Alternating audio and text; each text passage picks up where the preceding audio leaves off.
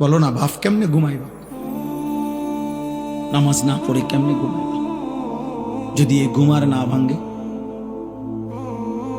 এই রাত যদি আর ভোর না হয়, তোমরা যারা এক ওয়াক্ত নামাজ পড়লা না, আবার রাত 2টা-3টা পর্যন্ত নারী দেখতে দেখতে, অশ্লীল ছবি দেখতে দেখতে, উলঙ্গ দৃশ্য দেখতে দেখতে ঘুমাও, তোমাদের তো বীর্যপাত হয়। হারাম দৃশ্য দেখলে বীর্যপাত হয়, শরীরটা নাপাক হয়ে যায়, দুর্গন্ধযুক্ত হয়ে যায়। তাহলে শরীরটাও নাপাক। নিজের হাত নিজের লজ্জাস্থানে নাপাক ব্যবহার করলে শরীর নাপাক এবং মালউন। নবীজি বলছেন না কি হল ইয়াদে মালউন, যে নিজের হাত নিজের লজ্জাস্থানে নাপাক ব্যবহার করে সে অভিশপ্ত, মালউন, অভিশপ্ত। নবী বলছে সে ব্যভিচারী, সে জিনাকার।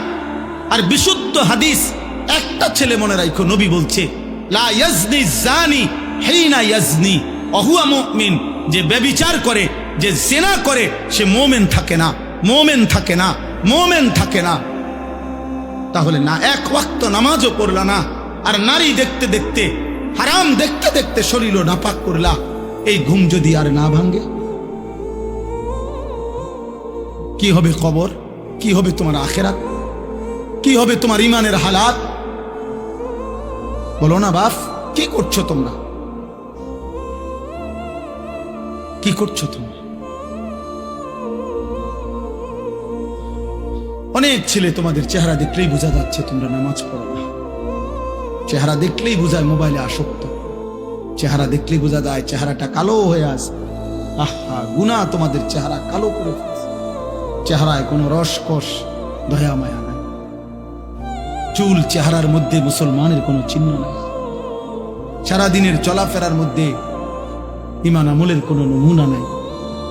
একটা বারও পেশাব করে টয়লেট পেপারও ব্যবহার করো না, পানিও ব্যবহার করো না। আহা, এটা কোনো আখলাক? তুমি কোনোদিন কুত্তা দেখো নাই? তুমি রাস্তার কুত্তা দেখো না?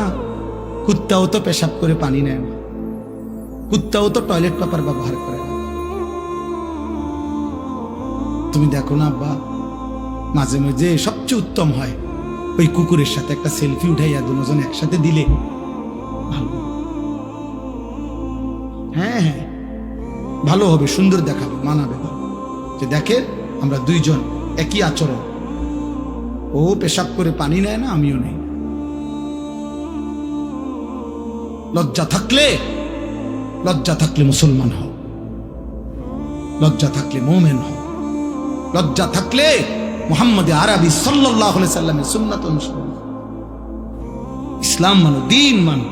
আমি আবারও বলছি, ছেলেরা, বাবারা, আপনাদেরকেও বলি, যাদের স্ত্রী সন্তান ছেলে মেয়ে হারাম গুনার মধ্যে লিপ্ত, নামাজ নাই, সাজদা নাই, যার ঘরে বাপ মা জীবিত, অথচ 16 বছরের ছেলে, 18 বছরের ছেলে, স্ত্রী কন্যা এক ওয়াক্ত নামাজ পড়ে না, 365 দিন কোনোদিন ফজরের নামাজ পড়ে না, ওই বাবা ব্যর্থ, ওই মা ব্যর্থ, ব্যর্থ, ব্যর্থ, ব্যর্থ। ওই জীবন ফালতু জীবন, ওই বাপের জীবনও খাসারা। আপনি শুধু কামে জীবনটা শেষ করছেন। এ খাট পালং সোফা দিয়া ইডি মানুষে গনেও না, টাইলস এগুলো মানুষে মুতে, পেশাবখানার টাইলসে মানুষে মুতে। টাইলস এটা কোনো দেখানোর কিছু, টাইলস কোনো আশ্চর্য কিছু না, টাইলস কোনো আসমান থেকে নাজিল হইছে না। অতএব আপনি বিল্ডিং দেখেন কীর্তেন, সোফা আসমান থেকে নিয়ে আসছে না, কোরআন আসছে?